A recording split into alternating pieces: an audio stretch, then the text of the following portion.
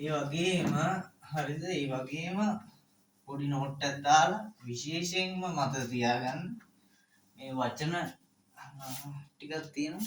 දැන් මේ වචන බහුවචන කරන්න දඟලන්න එපා. හරිද? ඒව දඟලලා කරලා වරද්ද ගන්න එපා. සමහරව වරද්ද ගන්නවා. පළවෙනි වචනේ තමයි ඇඩ්වයිස්. හරිද? මේවට බහුවචනයක් නැහැ. බහුවචනෙත් එකයි ඒක වචනෙත් එකයි ඇඩ්වයිස්. ඇඩ්වයිසස් කියලා යූස් කරන්නේ නැහැ. හරිද? දෙවනි එක information. හරිද? තව එකක් දෙන්නම්.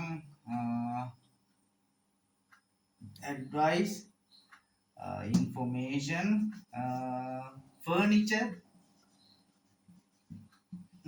තව වචන ටිකක් තියෙනවා. හරිද? මතක් වෙන වෙලාවට මම කියලා දෙන්නම්. furniture කියන්නේ පුතේ ලී බඩු.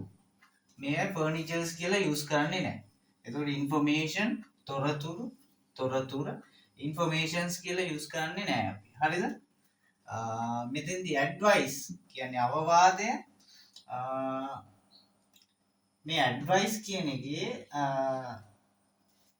verb එක මේක දැන් noun එක පුතේ. හරිද? noun එක නාමපදේ.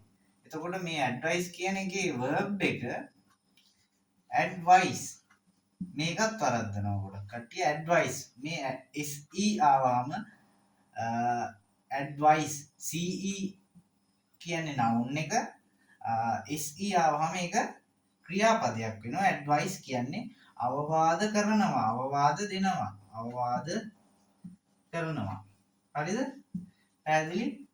පොඩි නෝට් එකක් දාගන්න. se ආවම verb එක ce තියෙන්නේ noun එක.